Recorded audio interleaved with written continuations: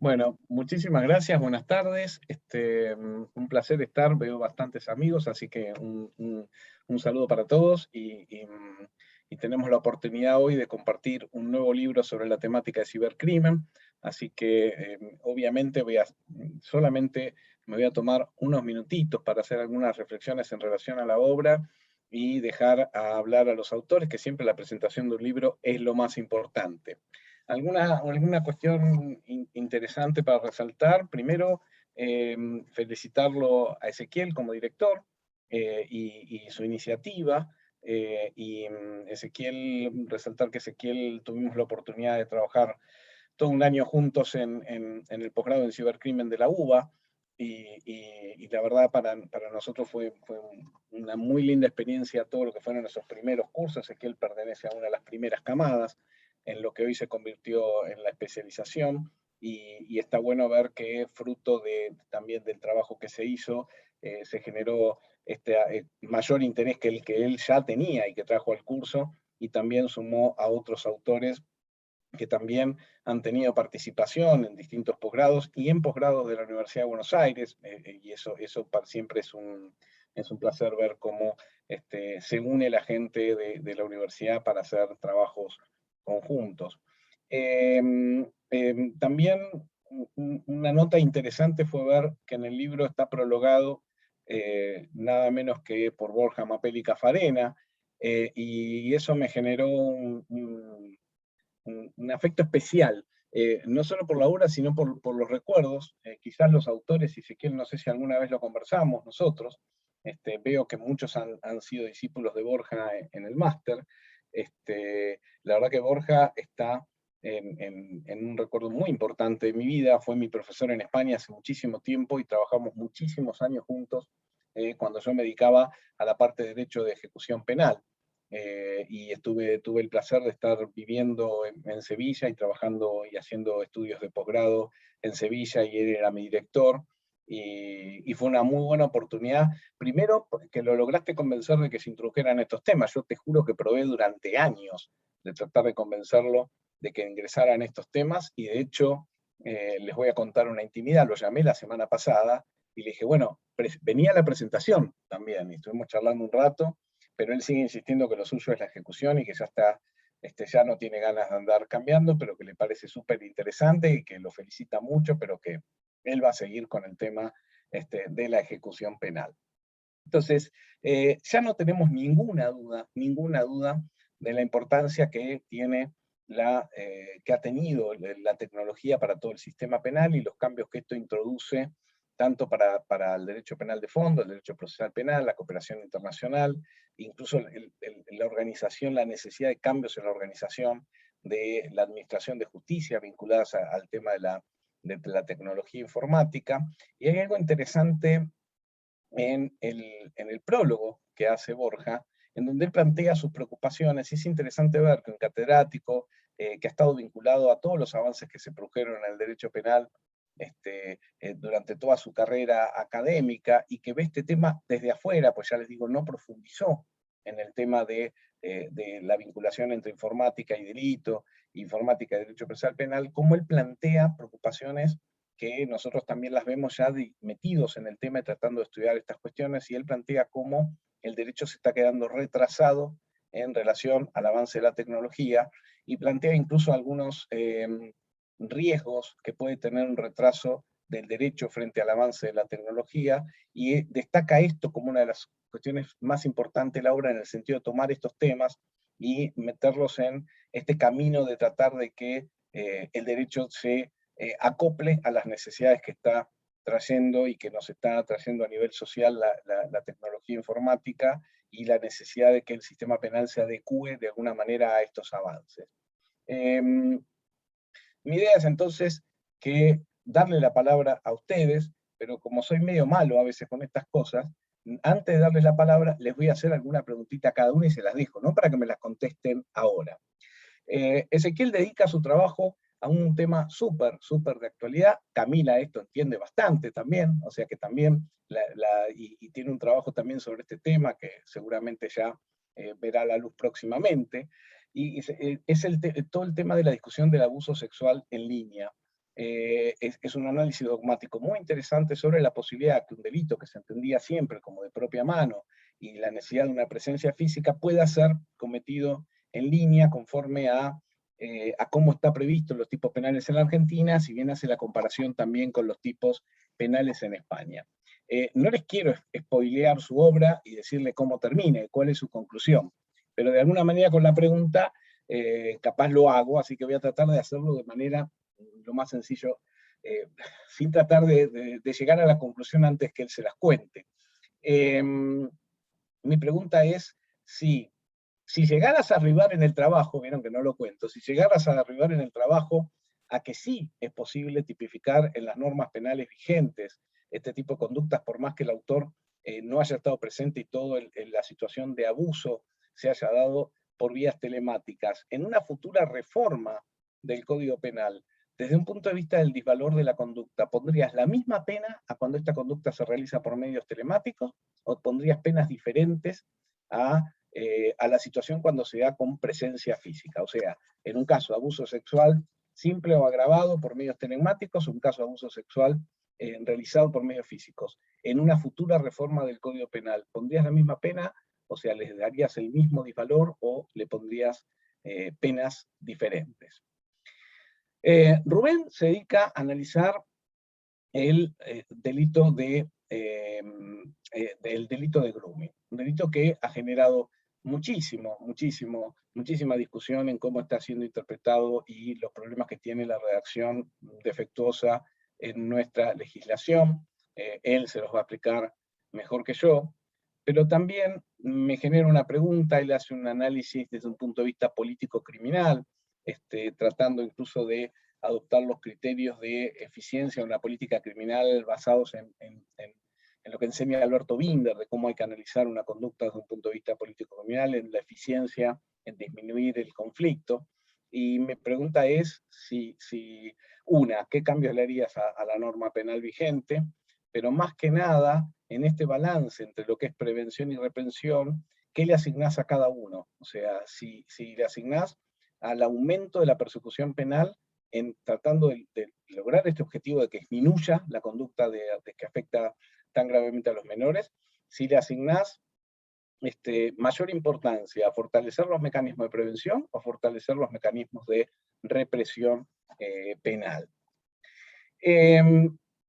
Alejandro trata un tema de mucha actualidad, el tema del intrusismo informático, el tema del hacking, y con todas las discusiones que esto tiene por delante con la decisión tomada por el legislador de haber realizado un adelantamiento de la punición, o por lo menos haberlo previsto ahora que están tan de moda. Espero que Alejandro nos explique bien la diferencia entre delitos de peligro abstracto y peligro concreto, en el mero acceso ilegítimo a sistemas informáticos, no trasladándolo a situaciones que nos lleven a discusiones políticas, pero él analiza este problema, y mi pregunta es si cambiarías la norma, si conforme a lo que están pidiendo hoy las comunidades de investigadores, los hackers, si realmente cambiarías la norma y este delito que fue previsto como un delito de peligro concreto, tomarías la decisión de decir, bueno, no, este es un delito de peligro, el legislador lo previó como de peligro abstracto, tomó una de las opciones que daba la Convención de Budapest. Si vos cambiarías esa norma y lo harías un delito de peligro concreto,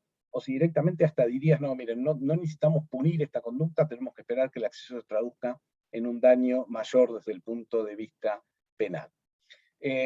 Víctor va a analizar un tema que nos está trayendo muchísimos problemas y mucha confusión en la jurisprudencia. Todo lo que tiene que ver con las medidas de aseguramiento de datos, retención de datos, y un tema muy importante que es la interpretación que tenemos que darle de acuerdo a cada tipo de datos. Si estamos hablando de datos de tráfico, datos de contenido, datos abonados. Y un tema central en todo esto es tratar de ver cuál es el tratamiento correcto en lo que tiene que ver con las direcciones IP. Que en algunos casos puede ser una cosa, en algunos casos puede ser otra, pero me encantaría si, Víctor, además de presentar tu trabajo completo, nos podés ilustrar un poquito sobre esto. Porque parece un tema sencillo, pero no, en lo concreto, en la jurisprudencia se están generando muchísimas dudas. Y tenemos la suerte también de que esté con nosotros Guillermo, que hace un análisis de derecho comparado entre Ecuador y la Argentina, y la verdad, siempre es interesante saber, conocer un poquitito, y Guillermo, estaría bueno. Yo tuve la oportunidad de trabajar en los proyectos de ley de Ecuador, pero siempre está ahí en las puertas de ir a la Convención de Budapest, de aprobar un nuevo Código Procesal Penal, una modificación bueno, ahí lo tienen todo unido, ¿no? En lo que se llama, no me acuerdo, Código Orgánico, que tiene previstas las normas penales y procesales en el mismo código, pero básicamente, si nos pudieras contar un poquitito cuál es la realidad hoy de las posibilidades reales de que Ecuador apruebe las reformas que están previstas e ingrese en la Convención de Budapest. Bueno, más que una presentación, lo llené de preguntas para introducirlos y para que puedan presentar sus trabajos, pero generándoles ahí el problema de tener que contestarme alguna preguntita. Gracias. Perdón, Marcos, antes de darle la palabra al primer expositor, quiero hacer una breve aclaración. Tenemos poco tiempo, 17:30 debemos finalizar, así que si tienen alguna pregunta, yo les pido que las escriban en el chat y al final, si sobra tiempo, las leo, ¿sí?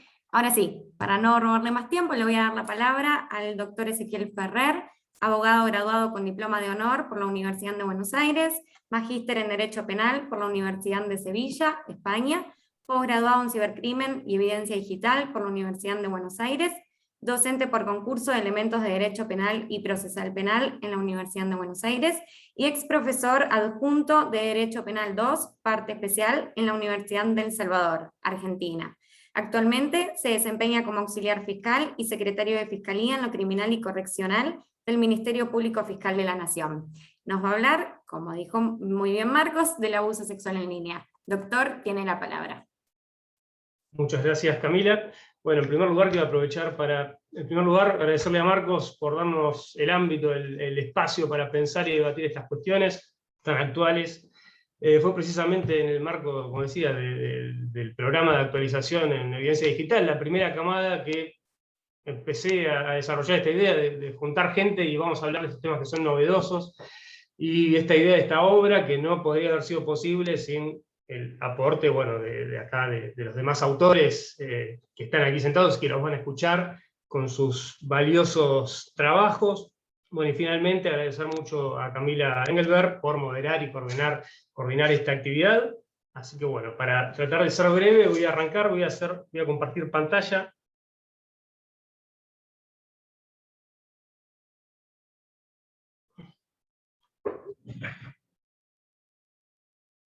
Bien. Abuso sexual en línea es el tema de mi exposición, básicamente, y el que desarrollé en el libro.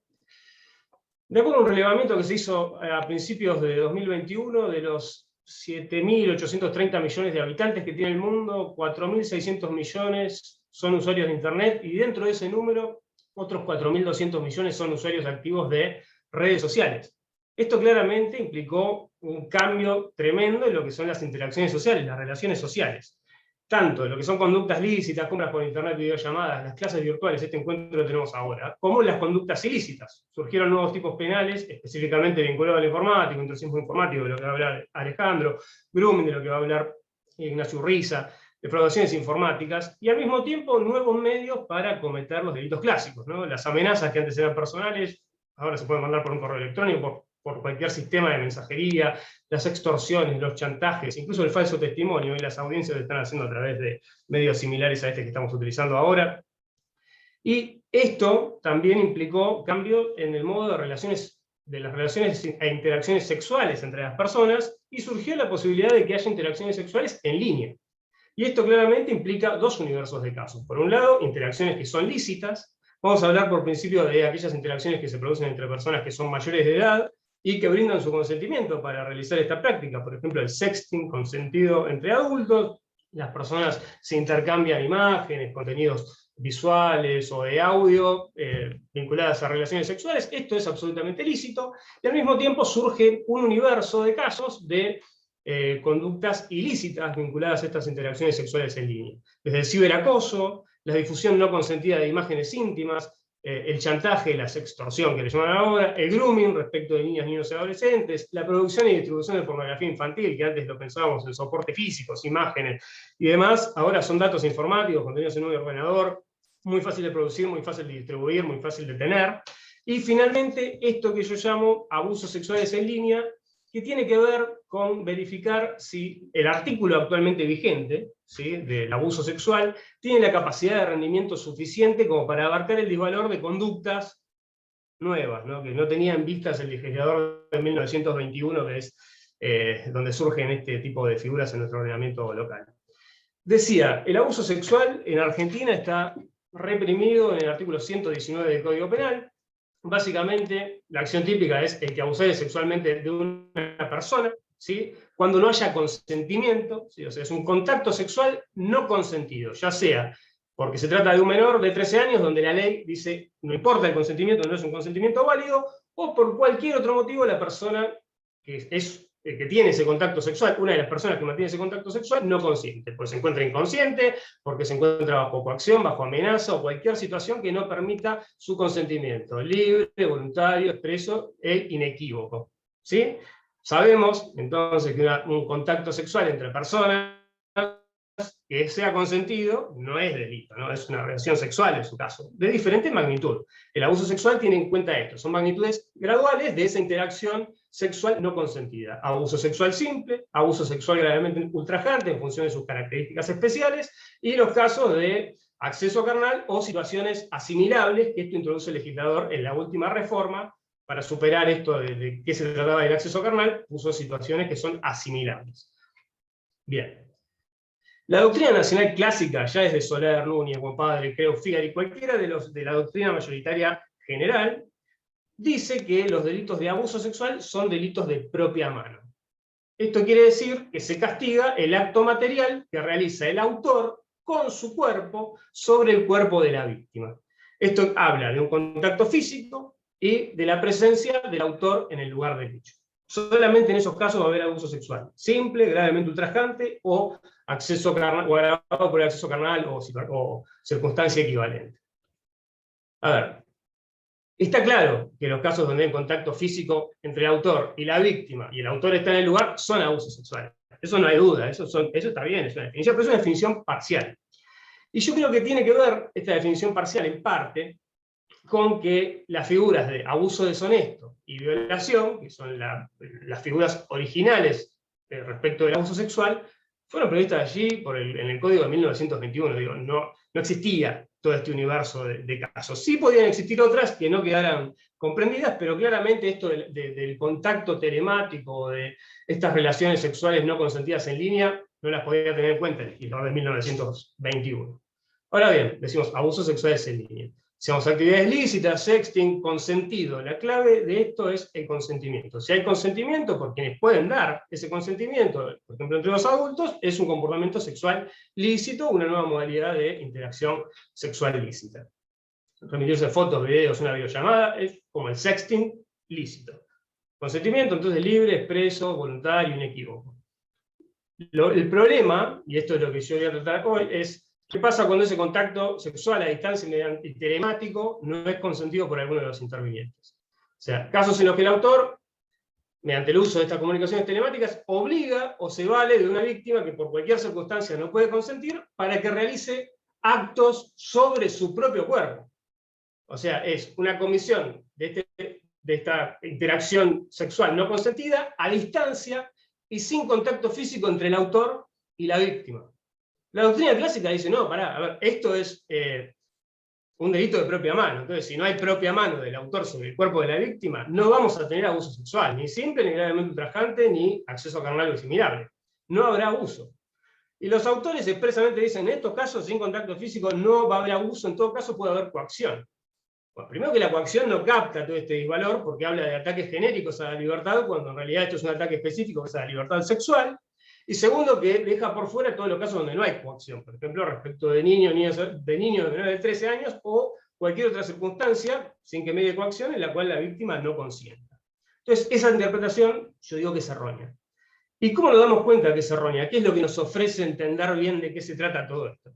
Debemos especialmente al desarrollo de los estudios vinculados a la y fundamentalmente a los casos del estudio de violencia contra las mujeres, el correcto entendimiento del concepto de libertad sexual y de consentimiento sexual. Tenemos la CEDAW, que es la Comisión para la Erradicación de todo tipo de violencia contra la mujer. Tenemos unos pronunciamientos que son muy clave, que son PRB con Filipinas, Vertido con Filipinas, la Corte Interamericana de Derechos Humanos en la misma línea también, en el caso penal Miguel Castro contra Perú, desarrolla estos conceptos. Después tenemos manuales de lo que son las mujeres respecto a cómo debe legislarse, son recomendaciones a los estados de cómo deben legislar estas cuestiones. Las orientaciones terminológicas de Luxemburgo son muy dignas de ver, porque allí se habla con precisión y los términos utilizados en materia sexual son muy claros. Y fundamentalmente, es muy claro el convenio de Estambul, que es el del Consejo de Europa sobre la prevención y lucha contra la violencia contra las mujeres y la violencia doméstica. Allí, precisamente el artículo 36 del Convenio de Estambul nos dice que hay abuso sexual, ¿sí?, de las diferentes magnitudes graduales, cuando el autor realiza actos de carácter sexual no consentidos sobre otra persona. Bueno, esos son los casos clásicos. Y también cuando obliga a otra persona a prestarse a actos de carácter sexual no consentidos. Entonces, siempre que haya un contacto sexual, si no es consentido por uno de los intervinientes, estamos en terreno del abuso sexual, de diferentes gradualidades, ¿no?, que es lo que prevé nuestro código. La agresión sexual no consentida, o el acto sexual no consentido, que constituye una agresión sexual, implica una vulneración al derecho a la libertad, a la seguridad personal, a la autonomía y la integridad física de la persona. Bueno, entonces decimos, es un error esto de la doctrina clásica, y el problema es que el protagonista de este delito es el autor. Si uno lee la doctrina clásica, habla del acto libidinoso, ¿no? Esto del autor que busca placer. Pero está mal, o sea, el protagonista del delito no es el autor. El protagonista es la víctima, que es la que sufre el ataque sobre su libertad sexual y su ámbito de integridad sexual. Entonces, si entendemos esto, si definimos de este modo el abuso sexual centrado en la persona que es afectada por esa agresión, vamos a entender bien de qué se trata esto. Entonces no va a haber cuando haya una agresión sexual o una interacción sexual no consentida por una de las partes, esto es sin su consentimiento libre y válido de todos los intervinientes, no va a haber ninguna diferencia entre esto, si se hace de propia mano o el autor obliga a la víctima a que lo haga sobre su propio cuerpo. Esto puede pasar también en el terreno material, ¿no?, que el autor obliga a la víctima a que lo haga sobre su propio cuerpo estando el autor allí. Pero bueno, cuando se usa Internet y las comunicaciones telemáticas, se presenta este nuevo universo de casos. La autoría inmediata graficada en un dibujito. A ver, entonces, ¿cómo se resuelven los casos en los cuales se produce el abuso sexual a distancia y mediante medios telemáticos? Recurrir a la dogmática penal, el concepto de autor mediato. El autor mediato es aquel que, por definición, no realiza de propia mano el acto, sino que utiliza, para llevarlo a cabo, a un tercero que actúa como instrumento, ¿sí?, y que por eso no comete delito. El autor mediato lo que hace es conservar el dominio del hecho, la competencia por el hecho, e instrumentaliza al autor inmediato para que lleve adelante de propia mano él la situación. Pero el que lo domina es el autor, el hombre de atrás, ese es el responsable. Y de ese modo es que el autor mediato toma parte en la ejecución del hecho, como dice el artículo 45 del Código Penal. A ver, dentro de los conceptos de lo que es la autoría mediata, los casos que siempre nos vienen a la mente son aquellos en los cuales el autor mediato utiliza a otro como instrumento para que afecte bienes de terceros. Por ejemplo, el autor mediato le apunta en la cabeza con un arma al hijo de otra persona y le dice, si no vas y tomás la joya, si no buscas la joya, le voy a disparar en la cabeza. El autor actúa coaccionado, se trae esa joya y se la entrega al autor mediato, ¿no? Allí, esta persona que actúa bajo coacción no comete el delito. Si bien es el autor inmediato el que puso las manos sobre la cosa, el que responde, porque dominaba su voluntad y lo utilizó como instrumento, es el autor mediato. Ese es el responsable. Pero dentro de esto hay otro universo de casos de autoría mediata, que son aquellos en los cuales la autoría mediata genera la autolesión del instrumento. ¿Sí? O sea, el autor mediato domina a la persona para que se autolesione. Esto lo podemos ver con un ejemplo. Imagínense, viene una persona, apunta con un arma también en la cabeza a otra, y le dice, bueno, toma un cuchillo y cortate el dedo. Materialmente, el que comete la lesión de manera inmediata es la propia víctima, que se autolesiona. Pero el que responde es el hombre de atrás, que lo estaba coaccionando para que lo hiciera. O sea, lo utilizó como instrumento para que se autolesione. Y yo entiendo que eso es lo que pasa en los abusos sexuales en línea. Digo, el autor está lejos, está en otro lugar, distinto a donde está la víctima. pero mediante cualquier forma, ya sea mediante coacción o todo tipo de amenaza, o cualquier circunstancia en la cual esta persona no pueda consentir, como por ejemplo un menor de 13 años, lo utiliza para que realice actos sexuales sobre su propio cuerpo. Este acto no consentido es abuso sexual. Y como el autor lo que está haciendo es utilizar a la víctima como instrumento para autolesionar su libertad sexual, el autor es el autor mediato que estaba utilizando, que estaba controlando su voluntad mediante esta coacción o aprovechamiento de esta circunstancia por la cual no podía consentir. Así que básicamente esa es la idea de la obra. Decir que, como preguntaba Marcos al principio, si la figura actual del artículo 119, que reprime los abusos sexuales, tiene la suficiente capacidad, sin hacer una interpretación analógica, de captar el disvalor de conductas que son nuevas, de estos abusos a través telemáticos, mediante estos contactos telemáticos, sin la mano del autor sobre la víctima, sin este contacto físico. Y la respuesta yo entiendo que sí. Tiene, entendiendo correctamente cuál es el bien jurídico protegido o el interés jurídico tutelado, estas conductas pueden ser reprimidas por el artículo 119 del Código Penal. Ahora bien, ¿puede ser que sea deseable incorporar una figura específica? Sí, es deseable, a ver, para resolver al menos y evitar las discusiones sobre si es correcta interpretación o no. Y yo entiendo en este sentido que incluso si hay una figura o si se mantiene la actual, la escala penal es correcta. Digo, generalmente lo que nos ofrece el Código Penal es una escala que oscila entre un mínimo y un máximo, ¿no? Por ejemplo, un abuso sexual con acceso carnal, por ejemplo, o equiparable, por ejemplo, si el autor obliga a que la víctima realice sobre su propio cuerpo un acto similar a un acceso carnal, tiene una pena que va entre 6 y 15. Probablemente un hecho, depende de la gravedad del hecho, para esto tenemos las reglas del artículo 40 y 41, para ver si el hecho va a estar más cerca de una sanción que le corresponde 6 años, o si va a estar más cerca de una sanción que le corresponda a los 15 años. Puede ser que la distancia, depende igual de la afectación que le cause a la víctima también. Pero creo que el panorama que nos encuentra en las escalas penales ya nos permite comprender el disvalor concreto del hecho para aplicar una sanción correspondiente. Bueno, y además está decir que, no, además no está, es decir que el Tribunal Supremo Español actualmente ya viene de 2018, 2020 y 2021, una última sentencia, viene entendiendo de este modo la cuestión de la posibilidad de que el delito se cometa mediante autoridad mediata y al mismo tiempo esto de excluir o incorporar la posibilidad de que el abuso sexual sea cometido también sin el necesario contacto físico entre el autor y la víctima. Y hay un fallo también del Tribunal Superior de Córdoba del año 2019 que va en la misma línea. Así que bueno, básicamente esa es mi exposición. Les agradezco por la atención, por haberme escuchado, y cualquier pregunta la responderé con gusto. Muchas gracias. Bueno, muchas gracias. Qué desafío dar todo esto en 10 minutos. Ahora le vamos a dar la palabra al doctor Rubén Ignacio Urriza, abogado y especialista en Derecho Penal por la Universidad de Buenos Aires, docente por concurso en elementos de Derecho Penal y Procesal Penal en la Universidad de Buenos Aires, y actualmente se desempeña como defensor público oficial en lo criminal y correccional del Departamento Judicial de La Matanza, provincia de Buenos Aires. Nos va a hablar de aspectos problemáticos del delito de grooming en Argentina. Doctor, le cedo la palabra. Bueno, buenas tardes para todos y todas. Muchas gracias, Camila, y el agradecimiento, por supuesto, a la facultad por el espacio propiciado, al doctor Salt por las palabras de presentación, a Víctor Hugo Portillo y al querido amigo Ezequiel por la generosidad de siempre. También voy a compartir con ustedes, tecnología mediante, un PowerPoint que he preparado para el día de la fecha, mejor dicho, y abordar los temas que considero centrales del trabajo.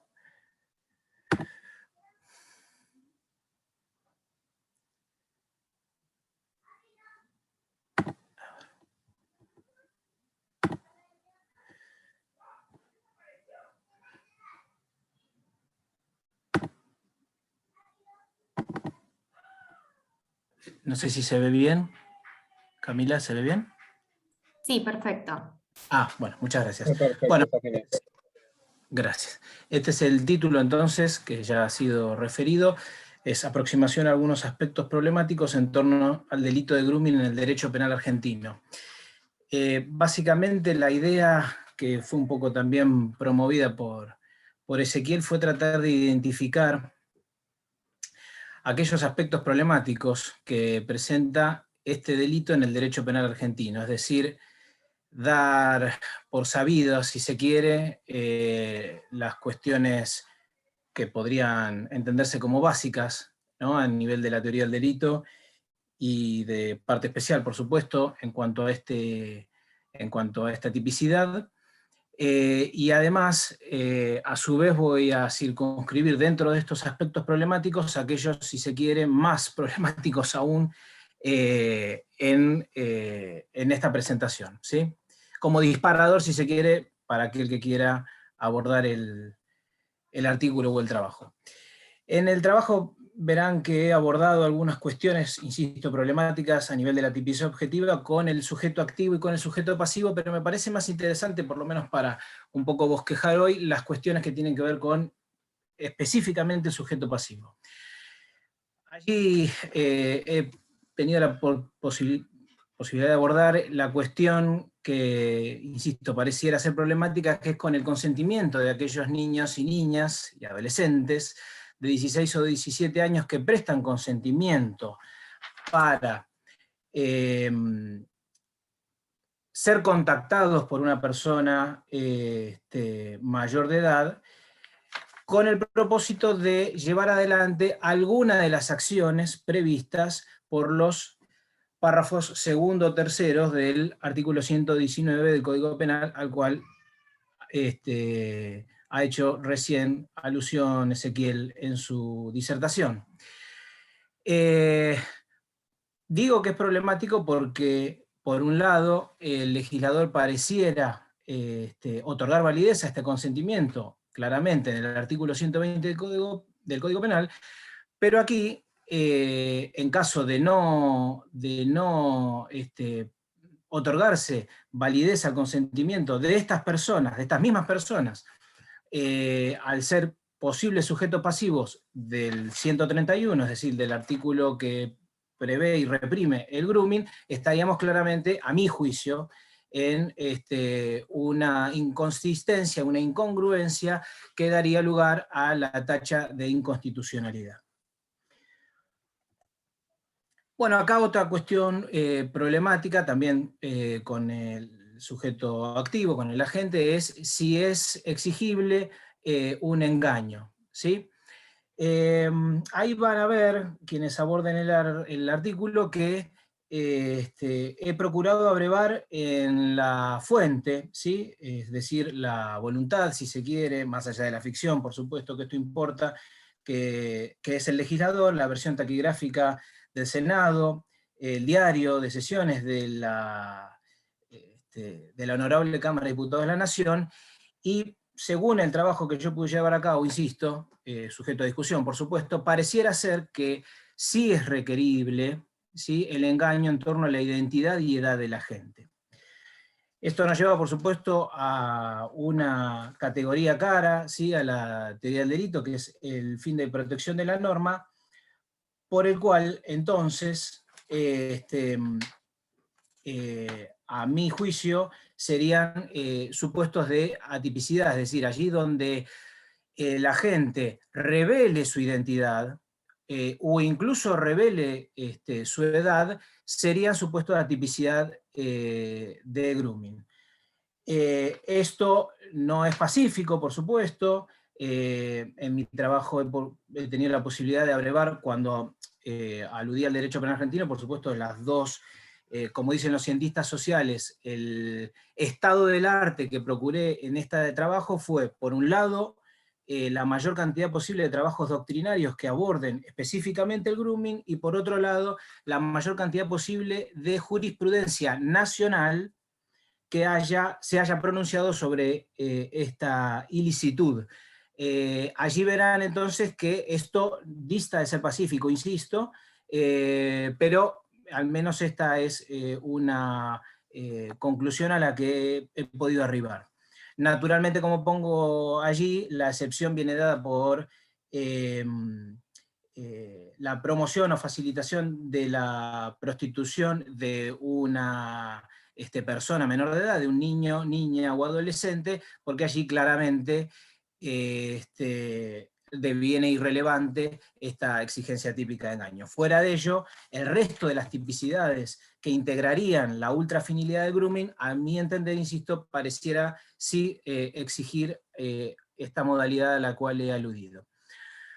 Bueno, la ultrafinalidad, que sabido es, hace que el grooming sea un delito de intención o con tendencia interna trascendente o delito cortado de resultados, según qué tipo de autor uno prefiera seguir, implica ya una cuestión problemática también, es que si tiene que ser explícita y determinada, ¿sí? Es decir, si el agente cuando contacta al niño o la niña o adolescente, tiene que tener estas características. Yo he llegado a la conclusión, sí, preliminar, por supuesto, work in progress, como dirían los cientistas sociales sajones, de que sí, la respuesta es afirmativa, y me parece interesante el caso que ahí se cita de la justicia capitalina, BJL, de la Sala Segunda de la Cámara de Apelaciones en lo penal, de contravencional y de faltas, donde se ha nulificado la acusación. Luego, bueno, abordo un tema que es característico en este tipo de ilicitudes, que tiene que ver sobre si necesariamente es un acto preparatorio, y la cuestión que me permito conjeturar ahí es que por principio de lesividad, el grooming necesariamente tiene que generar objetivamente una situación de posible o probable lesión al bien jurídico, integridad sexual. Entonces, si esta premisa es cierta, postulo que la discusión en abstracto sobre si el grooming resulta un delito de peligro abstracto o concreto pareciera ser bizantina. Mi propuesta es verificar si en el caso concreto el grooming tuvo un grado de desarrollo suficiente por el cual importó o no una situación de riesgo de lesión para el bien jurídico. Me parece interesante en este sentido, ahí cito un caso de la justicia de Goya, de la provincia de Corrientes, donde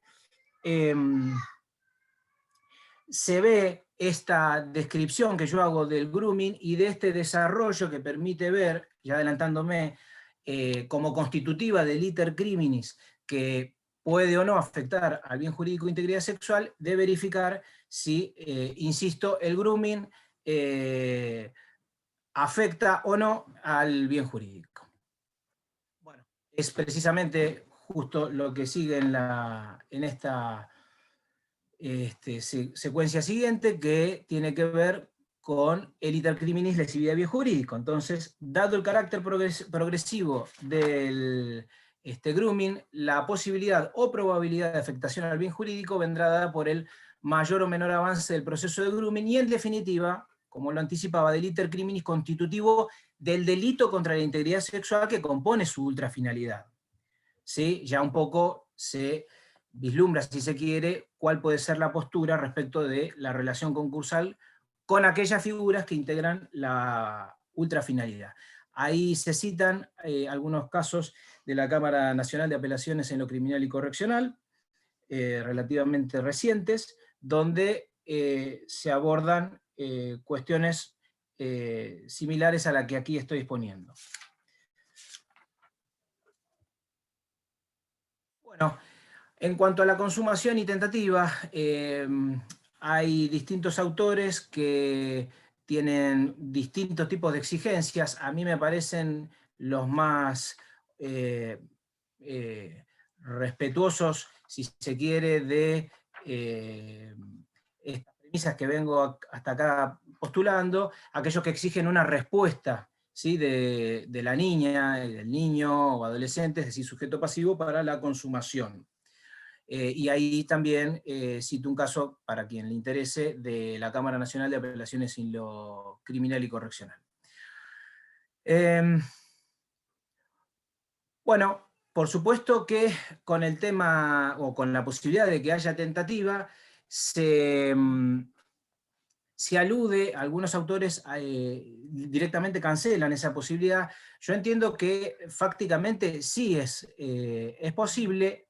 Los problemas comienzan, por supuesto, cuando en el caso concreto se verifica que el grooming resultó un mero acto preparatorio, porque ahí, por supuesto, la tentativa en principio resultaría inadmisible por atipicidad, por ausencia de lesividad. También, desde ya, otro aspecto cuestionable de habilitar la criminalización del grooming tentado en grado conato es que si la tentativa importa un delito de peligro para el bien jurídico, la tentativa de un delito de peligro conllevaría criminalizar el peligro del peligro y en consecuencia una tipicidad sin lesividad, y este razonamiento creo aplicable a la tentativa de grooming. Bueno, como adelantaba, la relación concursal con otras figuras, verán en el trabajo que, de nuevo, hay distintas posturas, quienes entienden que hay una concurrencia real, quienes entienden que hay una concurrencia ideal, y quienes entendemos que hay, aplicando a rajatabla los principios que rigen la concurrencia, que hay una consunción por concurso aparente entre la figura que integra la ultrafinalidad, el delito que va a afectar con mayor grado de lesividad al bien jurídico e integridad sexual, y el grooming, por el principio de subsidiariedad tácita, o bien por la consunción por gravedad progresiva. Por supuesto que hay severos problemas en la desproporción de las escalas penales. El delito que abordó Ezequiel, que es el abuso sexual simple, tiene exactamente la misma escala penal que el grooming, cuando el grado de lesividad, por supuesto, es mucho mayor en el iter criminis, en esta progresividad lesiva, respecto al abuso sexual simple que del grooming. Y así también con otras figuras. ¿Sí? Bueno, mi propuesta es que, por supuesto, esta desproporción, esta incongruencia del legislador mal podría habilitar a violar estas reglas concursales.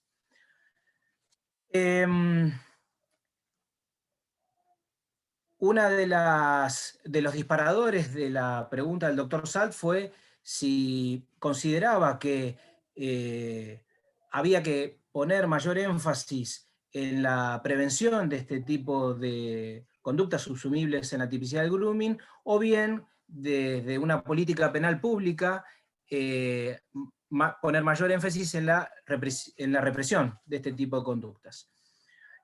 Una posible conjetura como respuesta, por supuesto, porque sin ánimo, por supuesto, de gambetear la pregunta, pero no en el sentido de ser lo suficientemente asertivo en forma apodíctica, digo, me parece que, según estudios empíricos en la materia, el doctor ha citado, por supuesto, a Binder, y allí se ha abrevado en algunas otras premisas de otros autores, por supuesto, vinculados con el área disciplinar criminológica, pareciera ser, insisto, que una política penal más severa no necesariamente va a importar una reducción en los índices delictivos del grooming, porque las modificaciones punitivas no adquieren la gravitación que se suele adjudicar a las causas sociales en la determinación del fenómeno delictivo. Es por eso que me parece sumamente importantes distintas políticas públicas que fui desarrollando a nivel legislativo a lo largo del trabajo. Por supuesto, en aras de que los niños y las niñas sean empoderadas frente a este tipo de agresores cibernéticos. Allí verán, por ejemplo, me parece sumamente interesante el programa provincial de prevención del grooming de Chubut, donde se aboga por una educación sexual y difusión masiva. Por supuesto que este tipo de cuestiones son susceptibles de ser abordadas mediante trabajos empíricos, un área disciplinar distinta de la que he abordado en este trabajo, que es la sociología jurídica, ¿sí? Verificar si esto se comprueba en el campo, pero por lo menos me parece muy saludable la sanción de este tipo de dispositivos jurídicos. Otro tanto con el observatorio del uso responsable de las tecnologías informáticas y de comunicación, de cuidado frente al delito de grooming en la Secretaría de Derechos Humanos del Ministerio de Educación y Derechos Humanos de Río Negro. Ahí se abreva en la capacitación, confección y recursos didácticos y digitales para los niños y las niñas. Y otro tanto con, bueno, esto es muy reciente, en diciembre del año pasado, ni más ni menos, ya el estatal, el Programa Nacional de Prevención de Concientización de el grooming o ciberacoso contra niñas y adolescentes que se aborda en el trabajo. Muchísimas gracias nuevamente. Bueno, muchas gracias. A continuación va a exponer el doctor Víctor Hugo Portillo, es abogado y especialista en Derecho Penal por la Universidad de Buenos Aires y es coordinador de la carrera de especialización en cibercrimen y evidencia digital de la Facultad de Derecho de la Universidad de Buenos Aires. Es quien coordinó, junto con el doctor Marcos Salt, esta actividad y nos va a hablar de aseguramiento versus retención de datos de tráfico de las comunicaciones electrónicas. Le doy la palabra. Muchas gracias, Camila. Hago propio los agradecimientos tanto a la facultad como a Marcos, como a Ezequiel y al resto de los participantes en el libro, y ya como para ir iniciando, dado que tenemos poco tiempo, voy a pasar a compartir pantalla. No voy a hacer menos, porque ahí estuve viendo que estuvieron trabajando cada uno en sus filminas. Yo voy a pasar a compartir pantalla. Primero, en las filminas, lo que voy a hacer es voy a mostrar algunas de las definiciones que después en el trabajo se van a poder profundizar. Y después se me ocurrió, para hacer un poquitito más gráfico y para entender bien uno de los problemas que se encuentra en debate, y también fue una de las cosas que Marcos introdujo en su presentación, lo que tiene que ver con la dirección IP, ¿no? ¿Qué es la dirección IP? ¿Quién las administra y quién las puede pedir? Bueno, voy a pasar a compartir pantalla para empezar con las definiciones. Ahí va. Ahí están viendo la presentación, ¿no? Sí, se ve perfecto. Antes te vimos los correos, Víctor. Tené cuidado. Sí, ahora los vamos a ver a los correos. Ahora vamos a mostrar qué pasa con los correos después. Bueno, el trabajo se llama retención y aseguramiento de datos generados en las comunicaciones. Retención versus aseguramiento, un poco hace analogía a la pelea de esta, porque van a ver en el trabajo que si tenemos regulada una no es necesaria la otra, pero si la primera no está regulada, la segunda va a ser necesario. Dado el tiempo, no vamos a profundizar obviamente un poco en esto. Básicamente, la retención y el aseguramiento de los datos generados en las comunicaciones son dos medidas. Una es una medida legislativa y la otra es una medida procesal. Ahora bien, ¿respecto de qué son estas medidas, no? Estas medidas son respecto de datos que se generan en las comunicaciones. Y para saber qué es una comunicación electrónica, bueno, la Ley de Telecomunicaciones nos define la telecomunicación como toda transmisión, emisión o recepción de signos, señales, escritos, imágenes, sonidos o informaciones de cualquier naturaleza, por hilo, radioelectricidad, medios ópticos u otros sistemas electromagnéticos. ¿Qué significan todas estas palabras divinas? Básicamente significa, para bajarlo un poquitito a plano, esos dos dibujitos que vemos ahí. En primer lugar, tenemos a dos personas que se están comunicando, se ve que se están mandando algún tipo de WhatsApp y seguramente cosas muy lindas porque los dos están muy concentrados ahí. Y en el otro dibujo vemos a una persona en una computadora. O sea que no necesariamente una comunicación electrónica tiene que haber dos personas hablando a través de un sistema informático, sino que una persona comunicándose con una computadora, a través de una computadora, por ejemplo, con un servidor, ahí también vamos a tener una comunicación electrónica, ¿sí? ¿Qué es la medida de retención de datos? Consiste en una medida, se trata de una medida legislativa destinada a obligar a las proveedoras de servicio de Internet, o sea, a todas las que administran las diferentes plataformas de comunicación, a almacenar los datos relativos al tráfico de las comunicaciones realizadas por los usuarios en un periodo determinado de tiempo. Básicamente sería esto, ¿no? Una empresa que administra comunicaciones electrónicas se las obliga a que almacenen esos datos. Es una medida de carácter general, porque dijimos que era una medida legislativa que alcanza a todos sin la necesidad de que haya un proceso penal concreto para que sea solicitado. Y generalmente se excluye en estas En estas leyes se excluyen el almacenamiento del contenido de la comunicación. Argentina tuvo su ley de retención de datos que no llegó a entrar en vigencia, que no vio la luz, digamos, esa ley, porque fue declarada, primero fue suspendida por el Ejecutivo por las críticas que tuvo, y posteriormente fue declarada inconstitucional en el fallo Alavi. Una cuestión importantísima, y para remarcar en nuestra materia, digamos, Alavi es un fallo súper importante porque incorpora los reclamos colectivos, y además trata esta norma que en nuestra materia es súper importante, la doctrina central, ¿no?, del fallo Alavi, que ahí citamos uno de los considerandos, que si traducimos en los hechos esto, básicamente lo que la Corte Suprema de Justicia dice, y es una doctrina vigente porque hasta hoy no se volvió a pronunciar sobre el tema, es que los datos de tráfico anudan al contenido. ¿Qué es lo que la Corte nos está diciendo en Alavi? Que en los hechos, ¿no?, en la práctica diaria de los funcionarios en las investigaciones penales, es que para solicitar datos de tráfico hay que tratarlos como datos de contenido, es decir, un juez tiene que pedir su autorización para que sean solicitados, porque si anudan al contenido tienen que tener la misma protección, ¿sí? Básicamente esa sería la medida, el concepto así, a grosso modo, de lo que es la retención de datos de tráfico. España hoy tiene una ley de retención de datos de tráfico vigente, y en el resto de Europa han sido declaradas inconstitucionales. También fue declarado inconstitucional por el Tribunal de Justicia de la Unión Europea en 2 oportunidades. No alcanzó con una, sino que se declaró no inconstitucionalidad, sino que era contraria a las normas de la Unión Europea, tal y como sucedió en el año 2009 en el fallo Alavi. A falta de ley de retención de datos de tráfico, necesitamos los datos de las comunicaciones para las investigaciones penales. ¿Por qué?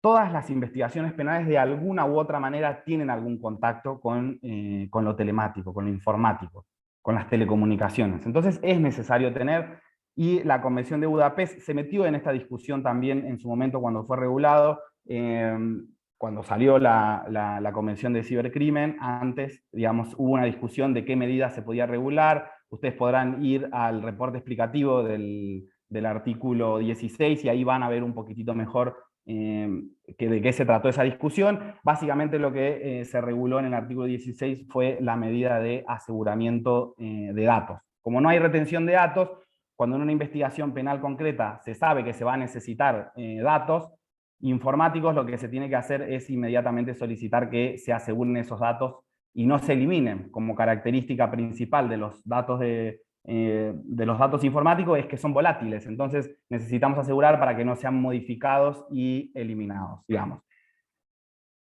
Vamos a pasar rápidamente a categorizar los tipos el tipo de información que genera una comunicación electrónica, ¿no?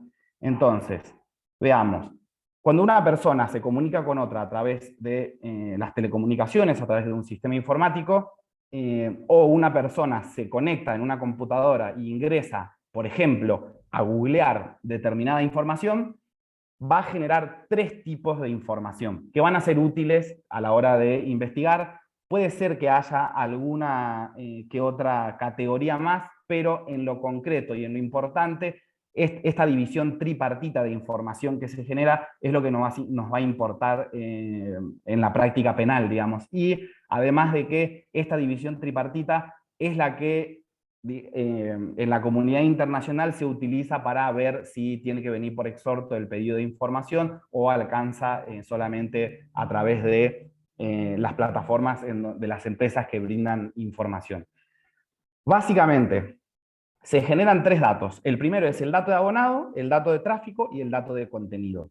El dato de abonado van a ser todos aquellos datos necesarios para identificar a un usuario del servicio de una red. ¿Por qué? Si volvemos a nuestro primer gráfico, cuando una persona se comunica con otra a través de alguna red, o una persona ingresa a una computadora, va a necesitar un prestador de servicio de Internet, que le dé la posibilidad de poder acceder a Internet, digamos, ¿no? Y ahí las prestadoras de servicio, bueno, una persona contrata el servicio y se le brinda la posibilidad de que pueda acceder a la red. Y obviamente las empresas agendan o guardan todos los datos que tienen que ver con el abonado, digamos, el nombre del titular, el documento, la forma de pago, el lugar de prestación de servicio, por ejemplo.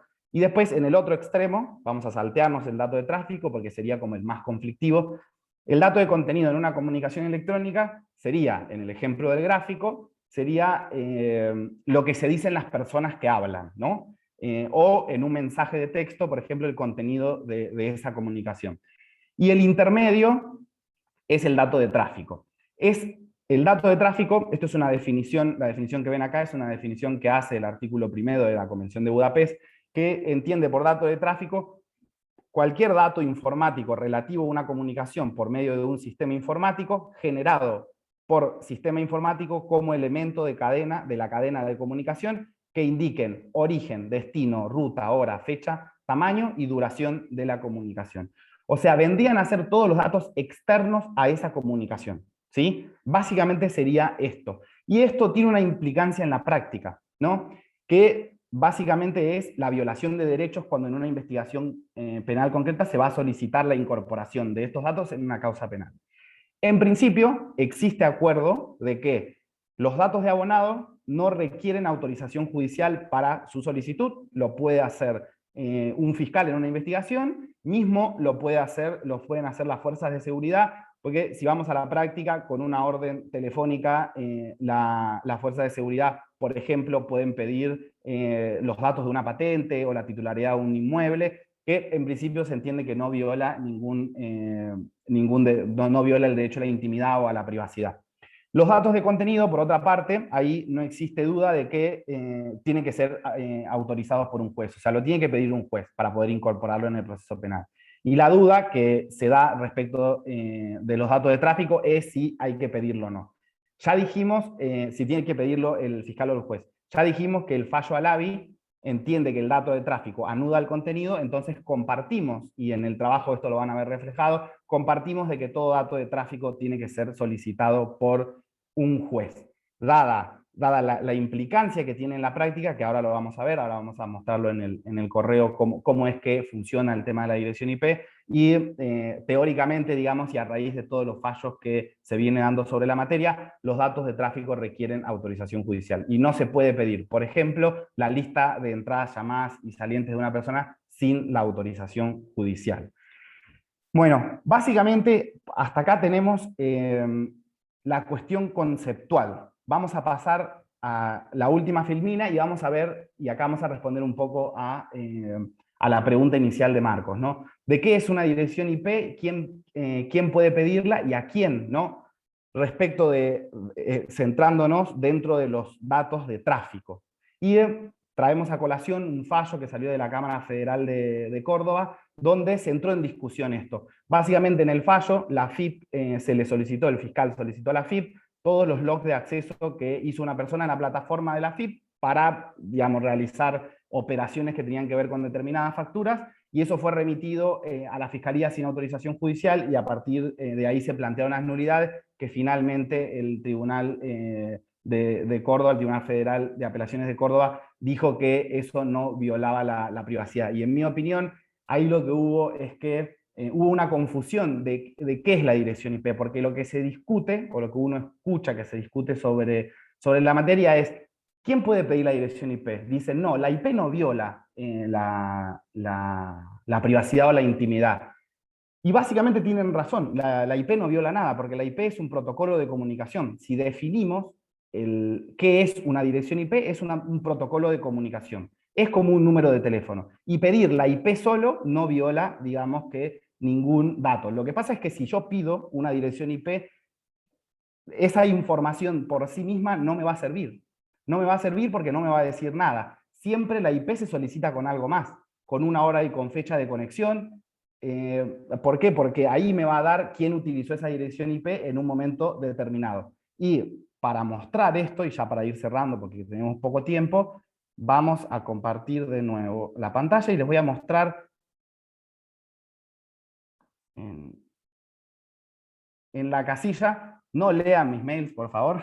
Vamos a ver cómo funciona el tema de la administración de las direcciones IP. Esto debería bajar, a ver. No, acá está, ahí terminó de bajar. Cuando entran a su casilla de mensaje, depende de qué plataforma utilicen, van a ver en detalles los movimientos que tienen. Fíjense acá esto es de Google, fíjense que abajo de todo le aparece detalle. Y ahí les va a dar la actividad que generaron ustedes durante el día, ¿no? Entonces, fíjense cómo es que funciona esto y qué información se solicita en una investigación y qué información va a ser útil en una investigación penal, ¿no? ¿Quiénes poseen las direcciones IP? Las administradoras de las plataformas de servicio de conexión a Internet, que pueden ser Facebook, Google en este caso, AFIP cuando brinda servicios de conexión para realizar determinadas operaciones, o cualquier otra empresa que administre una plataforma donde se pueda acceder a través de Internet. Ellos son los que contienen la información de la actividad que realiza la persona en esa plataforma. En este caso, si ustedes quisieran, si me estuvieran investigando a mí, quisieran saber dónde estuve yo en un momento hoy, en una hora determinada, por ejemplo, ahí van a ver la actividad que generé hoy. Fíjense, esto es desde a las 10 abrí el correo y empecé a mirar los correos y ahí me va a decir las direcciones IP que estuve utilizando. Todas estas. Entonces, si yo pidiera la dirección IP por sí sola, no es nada, porque me van a dar la dirección IP. Ahora, la dirección IP asociada a una hora determinada es lo que me va a decir la ubicación de esa persona en ese momento determinado. Entonces, si yo pido a Google el listado de conexiones de direcciones IP del titular de servicio de conexión, en este caso yo, en esa hora y en esa fecha me va a decir en dónde estuve yo, a qué hora me conecté y toda la actividad que hice. Fíjense, o sea, me conecté de Argentina, Argentina, Argentina, Argentina a esas horas. Hay una dirección IP media tramposa porque a las 16:06 accedí desde la Deep Web, cosa de ocultar desde dónde me conecté, y Google no captó desde qué país me conecté, porque ustedes sabrán que si uno se conecta de la Deep Web, no aparece, se oculta la dirección IP real y fíjense que es otra. Fíjense que es otra. Y acá está la conexión desde la plataforma de Tor, que me conecté digamos que me conecté acá al correo.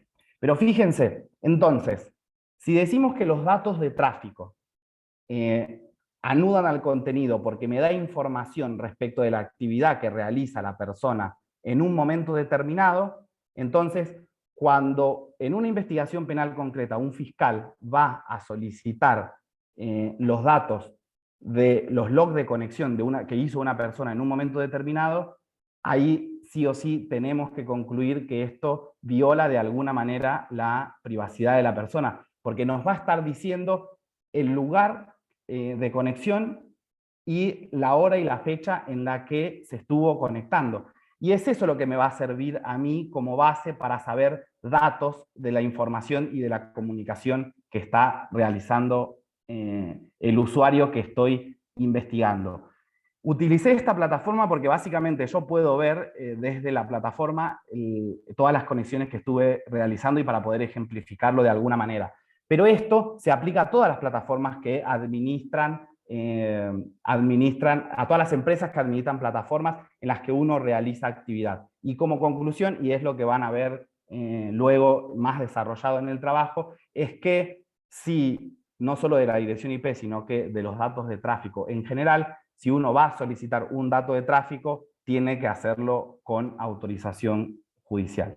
Así que no me queda mucho más tiempo y le paso la palabra al siguiente expositor. Muchas gracias. Bueno, muchas gracias.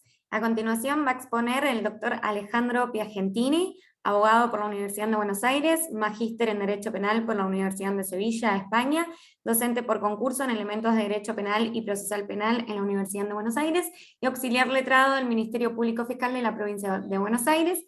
Nos va a hablar sobre el delito de intrusismo informático. Doctor, le cedo la palabra. Bueno, muchas gracias, Camila. En primer lugar, bueno, unirme. Buenas tardes a todas y todos, obviamente, primero, y unirme a los agradecimientos a Ezequiel Ferrer por esta invitación, por esta generosidad de participarme en la publicación y ahora también de la suerte de compartir con todos esta charla, y obviamente también a la carrera de especialización en cibercrimen y evidencia digital, a Marco Salt por la presentación y por y a Víctor Hugo Portillo también por gestionar el espacio, ¿sí? Bien, yo voy a tratar de ser lo más esquemático posible y de repasar los puntos exclusivamente más fundamentales de lo que fue el capítulo que me tocó desarrollar, la investigación que llevé a cabo, y no tomar mucho más de su tiempo, pero generar una inquietud tal que lo lleve a una compra masiva de la obra a todos los que están del otro lado escuchándome. Y bueno, en ese sentido ya les voy a spoilear o ya les voy a adelantar que mi presentación también viene acompañada por un PowerPoint y creo que va bastante direccionada a lo que Marcos o las preguntas que Marcos muy hábilmente me había realizado, ¿sí? Ustedes me dirán si se ve correctamente. Sí, se ve perfecto. Buenísimo, bien. Bien, pusimos entonces, bueno, como una carátula, ¿no? Yo lo que ya habíamos adelantado, el tema que voy a tocar es el delito de intrusismo informático, una figura actual, una figura problemática, y voy a tratar de dar cuáles son los matices centrales, medulares del asunto.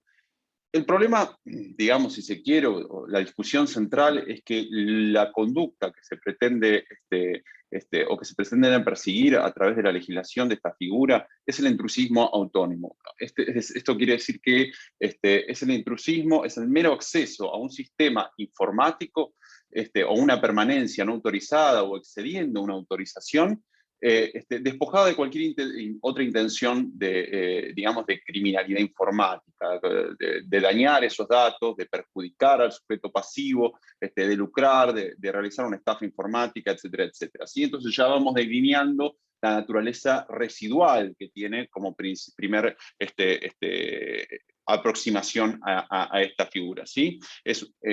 Esto encierra al mismo tiempo, y ya lo voy adelantando, una paradoja con el fenómeno ontológico que supone la cuestión del el intrusismo, porque cuando hablamos de intrusismo no hablamos de otra cosa que de hacking, de hackers.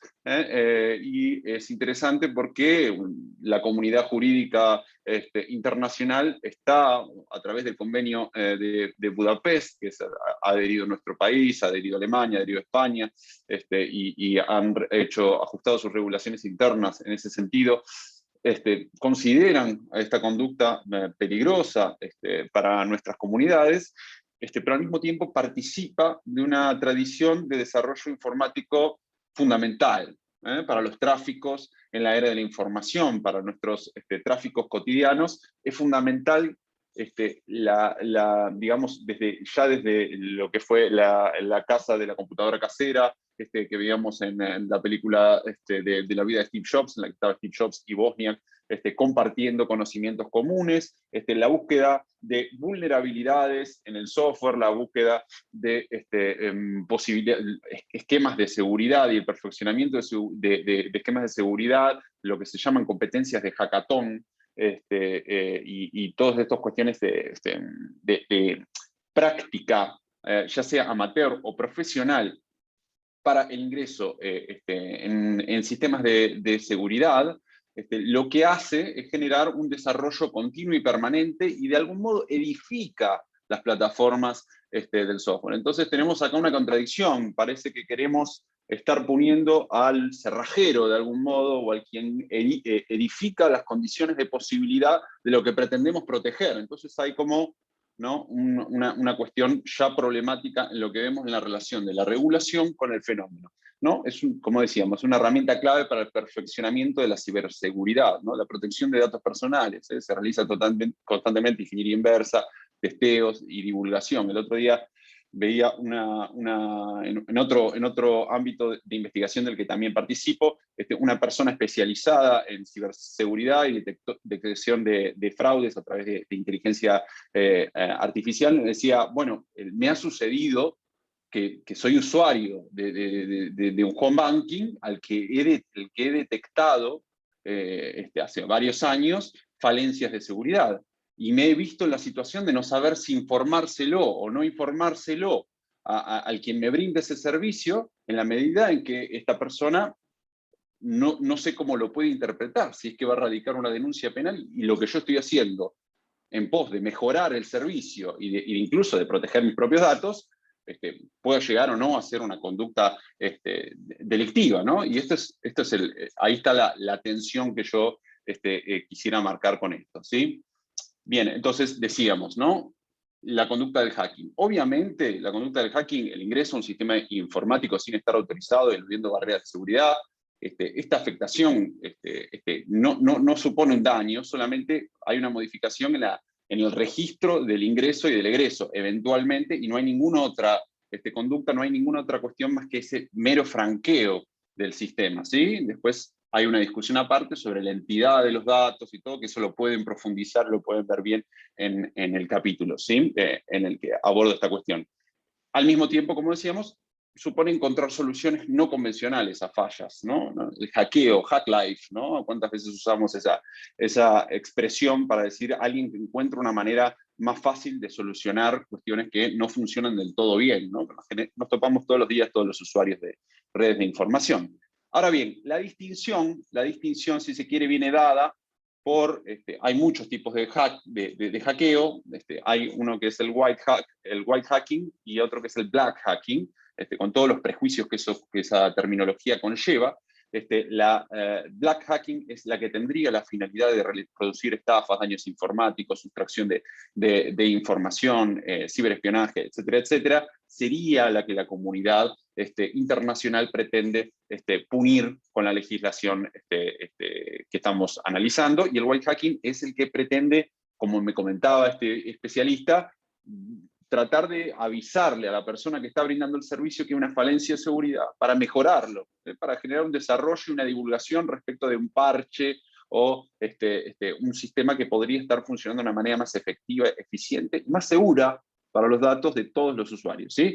Entonces, ahí nos encontramos con ese problema que sigue latente, y vamos a ver si podemos decir algo al respecto. Bien, y para analizar esta cuestión creo que es clave pensar, o para hacer una hermenéutica de la figura, el bien jurídico. Yo me alineo entre quienes consideran que el bien jurídico protegido tiene que ser la intimidad, porque es el anclaje constitucional y convencional que debemos darle, y en ese sentido obviamente es una intimidad que no es una intimidad asociada a algún parámetro espacial de soledad, sino que es una intimidad extendida a lo que son los parámetros hoy en día inmateriales de las sociedades de la información, ¿sí? Ahí están los artículos, pueden chequearlo.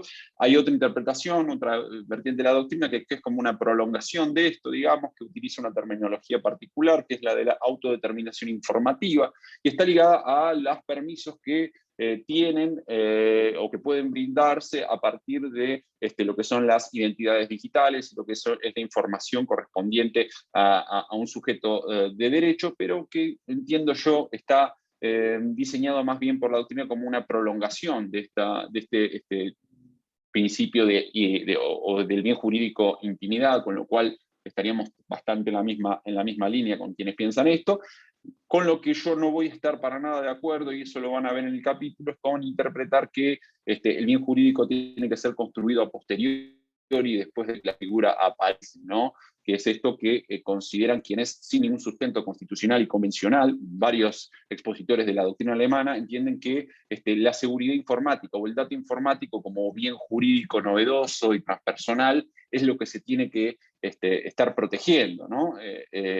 Y en ese sentido, digamos, bueno, entonces el acceso a un sistema informático de un teléfono celular que no contiene ningún tipo de dato personal de alguien, ya estaríamos considerando que supone la comisión de esta figura que, como ya nos adelantaba Marcos, es una figura de peligro abstracto. Pero bueno, es interesante empezar a ver cómo se emparenta con una y otra visión, según el lugar que nos posicionamos, y adelantaba también Marcos que hay una posibilidad, y creo que al principio de mi investigación fue la más atractiva y fue la posición que en un comienzo del camino, digamos, metodológico, me hubiera gustado tomar, digamos, que fue considerar directamente que esta no es una vulneración relevante, que no es relevante para el principio penal, el derecho penal, y por imperio del principio de última ratio y fragmentariedad, de derecho penal no deberíamos considerar este adelantamiento de la punición de actos preparatorios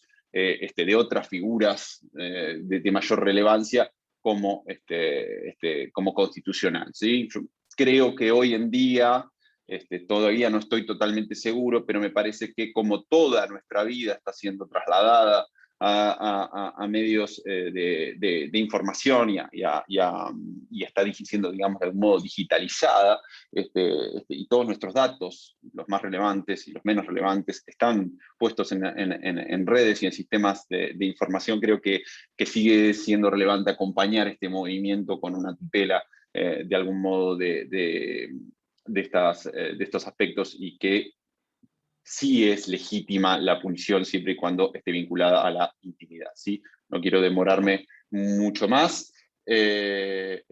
Y voy a...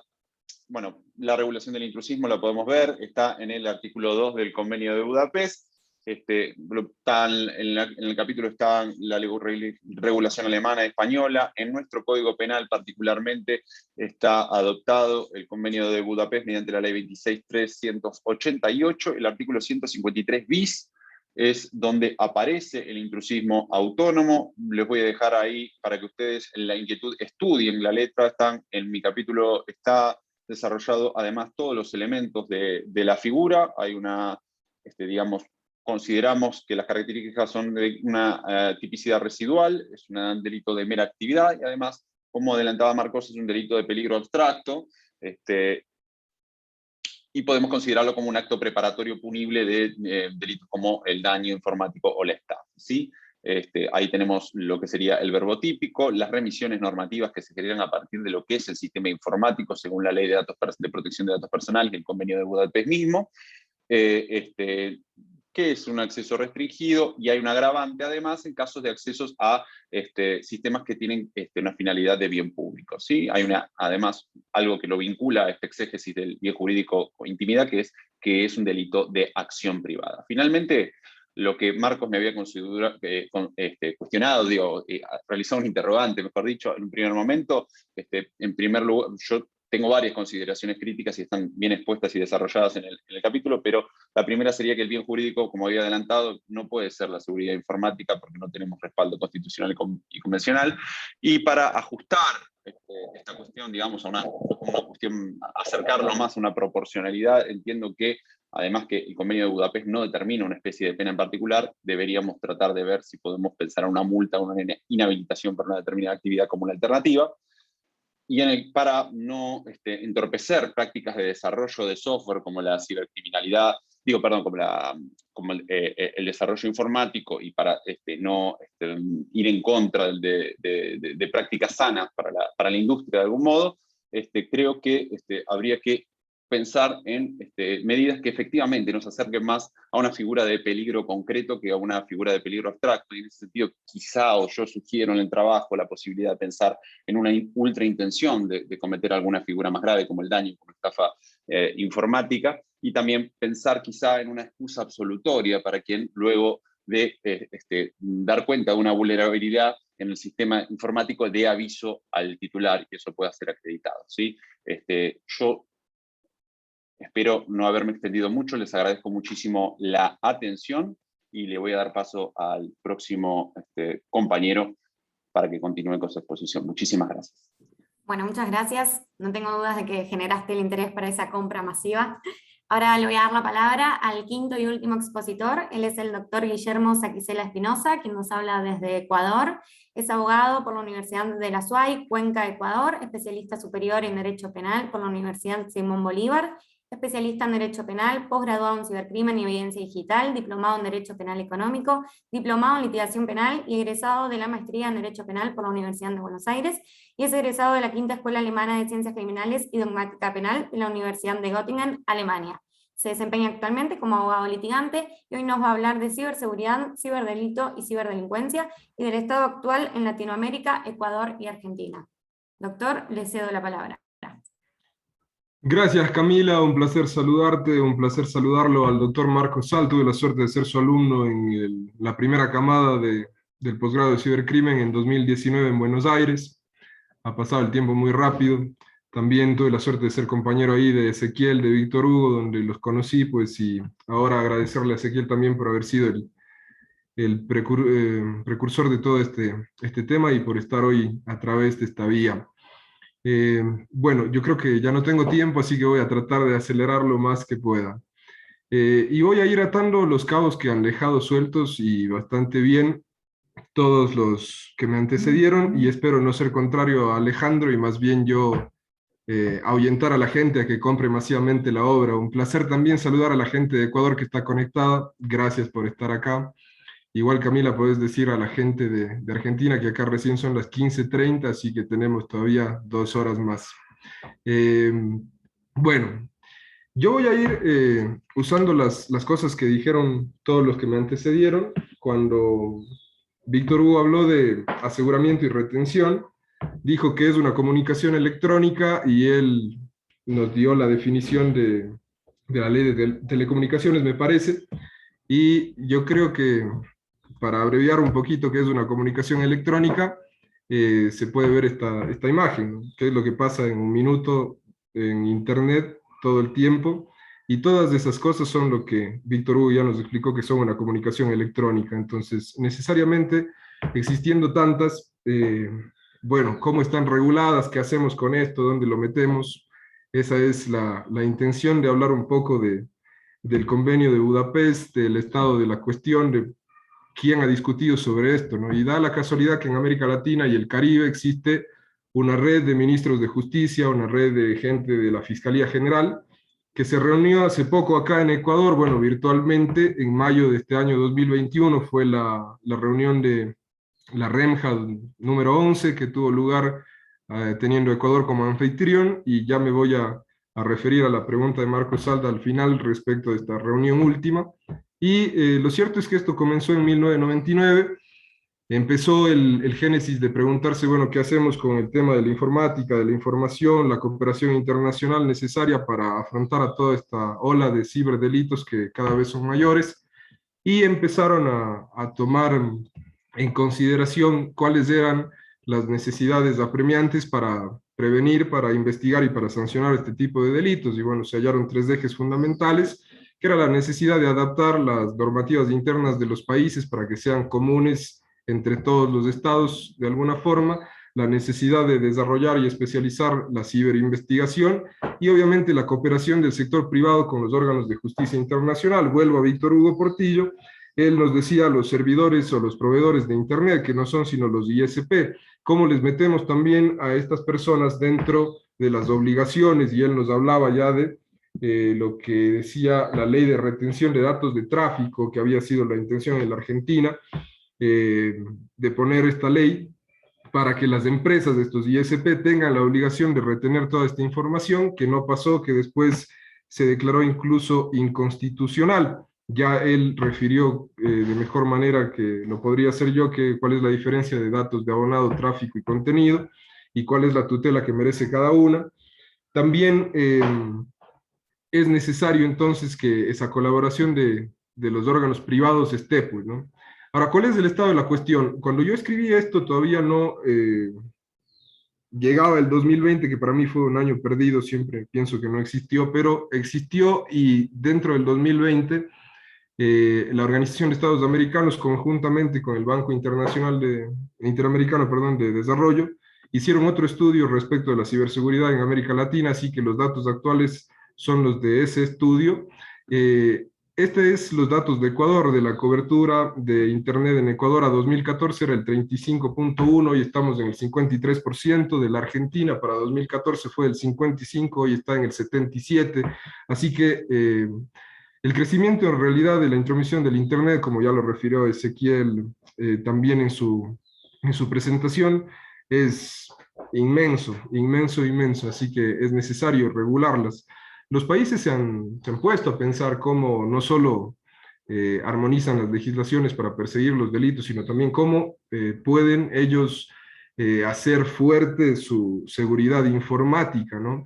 El Ecuador en realidad no ha adscrito, como lo ha hecho Argentina en 2017 y ratificado en 2018, o Perú recién en 2019, Ecuador no ha adscrito todavía al convenio de Budapest, y más bien hemos sido un blanco muy apetecido.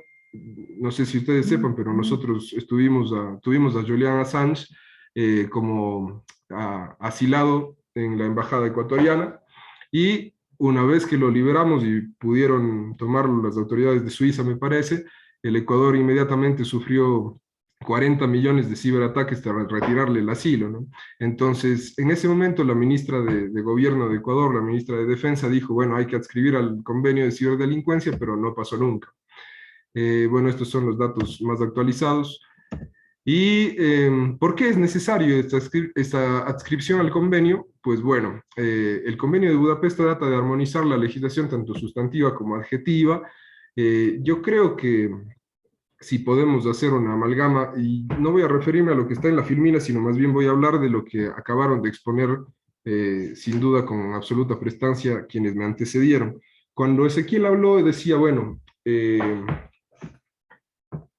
tenemos conductas lícitas y ilícitas que hay que transportarlas también al universo de lo informático, y tenemos ahí también conductas o interacciones lícitas de interacciones ilícitas, y entre ellas menciona la pornografía infantil. Por ejemplo, la Argentina hizo una reserva cuando adscribió al convenio de Budapest, en el sentido de que no se tipifica o no se considera como delito en Argentina la pornografía infantil cuando nace de imágenes simuladas de niños, ¿no? En el Ecuador, en cambio, sí está tipificada esta simulación. Entonces, esa digresión entre la normativa interna se busca armonizar, obviamente, a través del convenio, para poder perseguir los delitos de manera de una cooperación internacional, digamos así. Pero también cuando hizo su presentación, el querido Rubén nos decía que él habló del grooming, también tipificado en la legislación ecuatoriana, 173 del Código Orgánico Integral Penal, y decía, ¿qué pasa si la gente revela su identidad y revela su edad? Tal vez sería atípica esta conducta. En el Ecuador existen esas dos posibilidades, decía yo en el artículo 173 del Código. Cuando tú revelas tu identidad y revelas tu edad, igual eres sujeto activo de grooming, solo que el quantum de la pena es el que cambia cuando lo haces suplantando una identidad o no. Va de 1 a 3 años o de 3 a 5 años. Entonces, todas estas digresiones, también cuando hablaba de la consumación de la tentativa, decía que era necesaria la respuesta de la víctima para que se consume el delito. En el Ecuador no es así, tal como está tipificada la conducta. Entonces, todo eso busca armonizarse a través de este convenio de Budapest, ¿no? Que nos da la posibilidad de meternos en 4 grandes ejes de delitos en cuanto a lo sustantivo y sobre todo en cuanto a lo adjetivo, cómo perseguimos esto. Cuando Víctor hablaba, él decía, hay cosas que hay que asegurar enseguida porque esta medida de aseguramiento tiene que hacerse porque hay memorias volátiles y hay que hacerlo. Bueno, obviamente él está muy aceitado en todo esto, pero ¿qué son las memorias volátiles? ¿Cómo hacemos eso? ¿Cuáles son las técnicas que tengo que hacer? ¿Cómo aseguro que si es que la Fiscalía, el Ministerio Público, viene y me hace a mí una búsqueda rápida, un triage, o me hace un aseguramiento, un quick freeze de esa información, cómo aseguro que eso no va a ser modificado? Entonces habrá que darle un valor hash, habrá que hacer una copia bit a bit, y todas esas cosas no están previstas en la legislación ecuatoriana, sí en el convenio de Budapest, y obviamente es necesaria por eso la adscripción. Respecto de eso, y respondiendo a la pregunta de Marcos Salt, si el Ecuador lo va a hacer o no, yo creo que es absolutamente necesario, va a tener que hacerlo. La última reunión de esta gente, de los ministros de justicia, de los fiscales generales de los estados americanos, que tuvo lugar en mayo de este año, y que ahora mismo les voy yo a dejar el link en el chat de la plataforma, por si es que es de interés de ustedes revisar las últimas conclusiones y recomendaciones. El Ecuador obviamente tiene la intención de adscribirse, creo que es absolutamente necesario, y sobre todo creo que la charla de hoy nos deja la enseñanza de que las legislaciones, tanto en la parte sustantiva como en la parte adjetiva, no son armónicas, por el contrario son absolutamente disímiles, y el hecho de mantener o adscribir a una convención, pues seguramente es el camino para poder amalgamar todo esto. Yo creo que es necesario que termine acá porque ya nos hemos pasado varios minutos, pero muchísimas gracias por la atención y es un honor para mí estar acá. Bueno, muchas gracias. Gracias a todos. Estamos pasados de tiempo, así que les pido perdón, pero no va a haber tiempo para preguntas. Muchas gracias a los expositores, fue un placer escucharlos, y gracias a los participantes por haber estado presentes. Será hasta el próximo encuentro. Gracias a todos. Gracias. Hasta luego. Muchas gracias, Gracias a Cami. todos. Gracias a Buenas todos. Hasta tardes. luego. Un placer.